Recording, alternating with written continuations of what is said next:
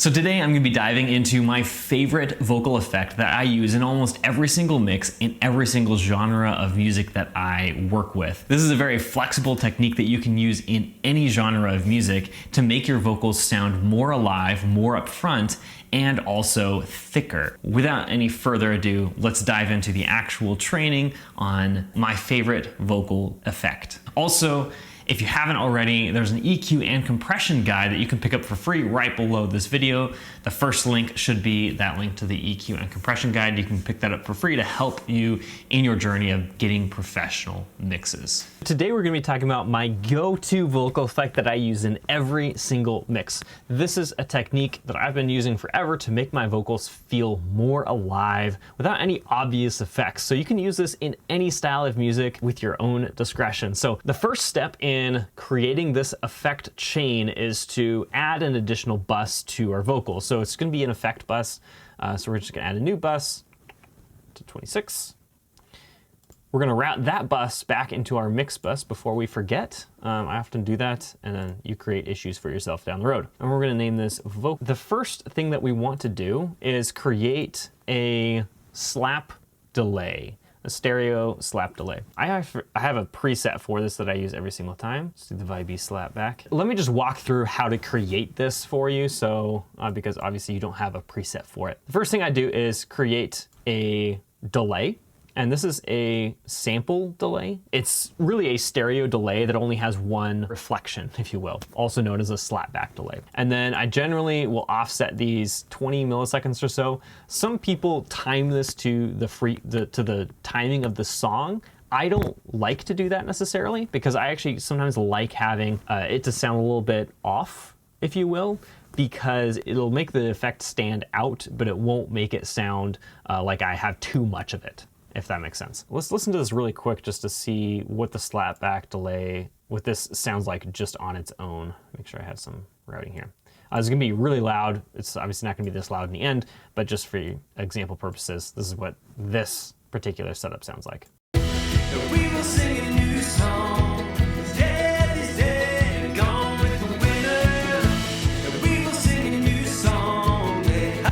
So you can tell it's just shoving that out to the sides of the stereo spectrum, but it's really being able to create kind of secondary vocal. It makes the main vocal sound thicker, but again, it sounds really odd right now before we do the rest of our processing. One thing I like to do right away is also add some distortion to this. So this is just an overdrive, stock overdrive plugin in Logic. And this is going to be able to create some more character and some more saturation inside of the vocal itself, creating some more harmonic information. The biggest reason I use this is because distortion is a more natural type of compression, and it makes it thicker. By making it thicker, it's also making the vocal sound further away. And so this is a great way to also back off some of the top end with my tone here, and then also create some thickness type compression, which makes that effect sound further away. So it's creating depth inside of the lead vocal and making the lead vocal actually come forward a little bit or appear to come forward in the mix because we're focused so much on creating a contrast inside of the mix. Let's listen to that with just the overdrive as well.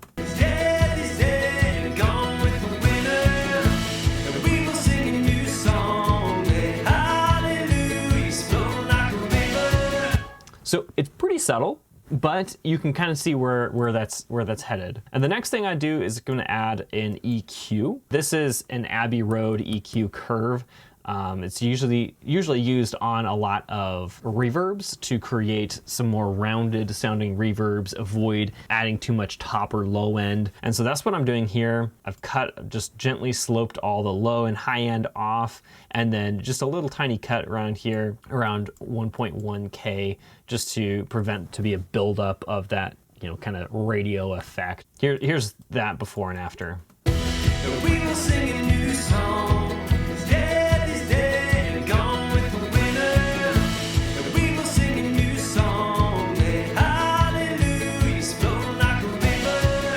So again, that's even pushing it further back in the mix because we're taking off a lot of that top end. Top end, if you have a lot more top end frequency information, it's gonna make that sound feel closer to you because the bass frequencies travel so much easier through space and time. So this is going to allow that to, again, even be pushed back a little bit further. And that's part of my whole goal with this effect, is to create depth inside of that lead vocal and not only make it sound more interesting and intriguing, but bring the lead vocal forward, make that the focal point of the song without actually impacting the lead vocal at all. So it's almost magical.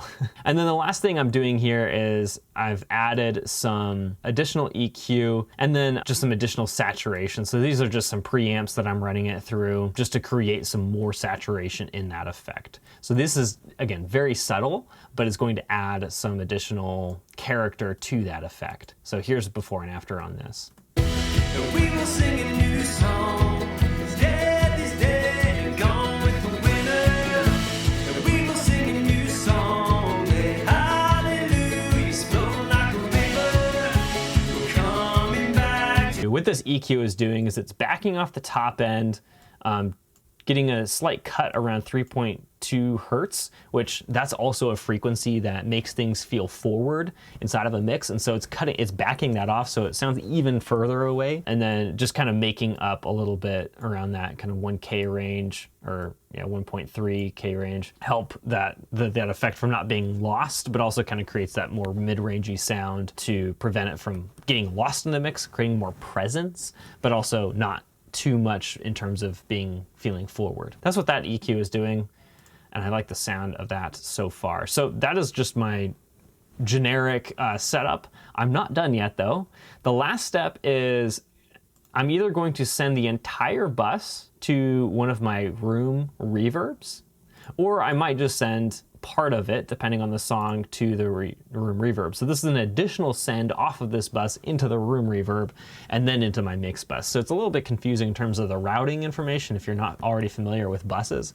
But the way that the signal is working is that it's coming from my lead vocal. It's going into this channel. This channel is going directly to the mix bus. And then I have an additional channel from here going off into the reverb channel and then into the mix bus. So I basically have two parallels going on at the same time if I use this technique. So I'm not exactly sure I haven't decided what I want to do in this song yet, but just for the sake of example, we can just add that as a send. Again, this is much louder than I actually would have it in the mix, but let's just see what it sounds like with that reverb. I might end up routing it directly through the reverb. We will sing a new song.